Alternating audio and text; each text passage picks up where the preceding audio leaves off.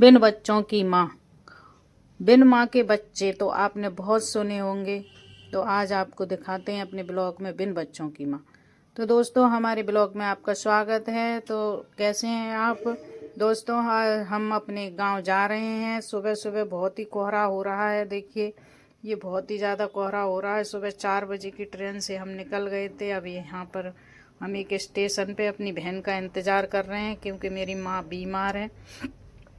तो हम अपनी बहन के साथ अपनी माँ से मिलने जा रहे हैं। देखो, ये हमारी बहन आ गई है दोस्तों। स्टेशन पे हमने बीच में से उसको लिया था, क्योंकि हम यहाँ से आए थे तो वो हमें बीच स्टॉप में मिली थी। तो हम जा रहे हैं अपनी माँ से मिलने के लिए, जो कि हमारी माँ बिन बच्चों की माँ है। क्योंकि उसके बच्चे होते हुए भी उनके बच्चों ने उनको ठुकरा रखा है।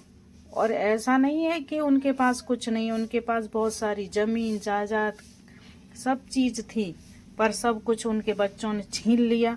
जो कि उनके बेटे थे, आज वो दूसरे बेटे के यहाँ रह रही है। दूसरे जो उनके यहाँ काम करता था, जो उनके यहाँ खेती बाड़ी का काम करता था, जिसको हम मजदूर बोलते हैं। आज ये देखो, ये दिखाई दे रहा है, ये मजदूर है।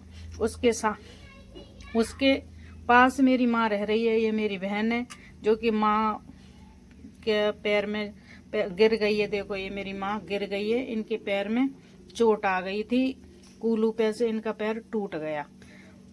तो इनके लिए हम कुर्सी काट रहे हैं, क्योंकि वहाँ ऐसी लैट्रिन की व्यवस्था नहीं है गांव में। जो ऊंची वाली लैट्रिन होती है, उसकी व्यवस्था नहीं है दोस्तों। तो ये देखिए, इनके यहाँ पर भर्ती रही थी, तो इनके सुई वगैरह लगी हुई है हाथ में।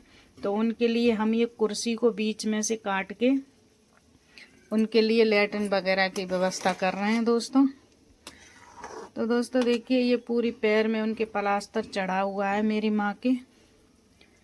और ये बिन बच्चों की माँ है। लौट के हम आ गए वापस स्टेशन पे, क्योंकि हम दूर का सफ़र था, तो हम देर रात ही लौटे थे।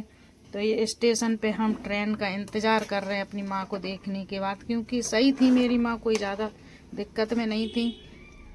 क्योंकि पैर में ही उनके चोट लगी हुई थी, या टूट गया था, जो भी है। पर हम स्टेशन पे लौट के आ गए थे। फिर हमने सोचा हम अपने घर जाते हैं माँ को देख के, क्योंकि दूसरे का घर था तो मुझे अच्छा भी नहीं लग रहा था उसके घर रुकते हुए।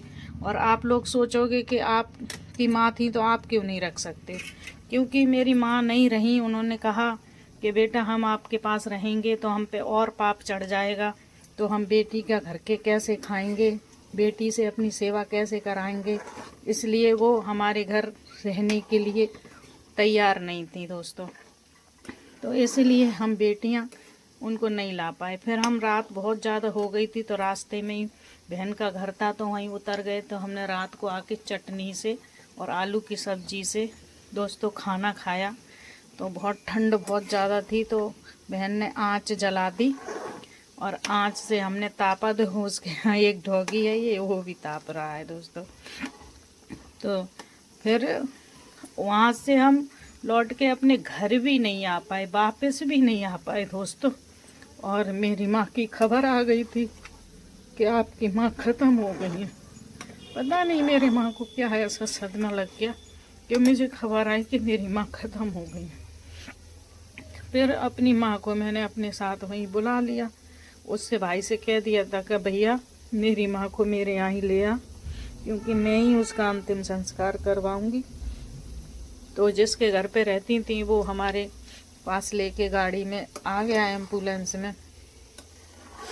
और दोस्तों ये देखिए, पूरी रात का टाइम था, तो पूरी रात हमने शमशान घाट पे ही अपनी माँ को रख लिया था। वहीं पे पूरी रात हम बैठे थे, बहने, क्योंकि 2-4 बंदे वहीं के आ गए थे हमारे ससुराल के ही।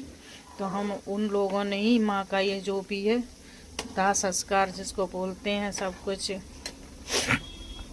उन लोगों ने ही किया था।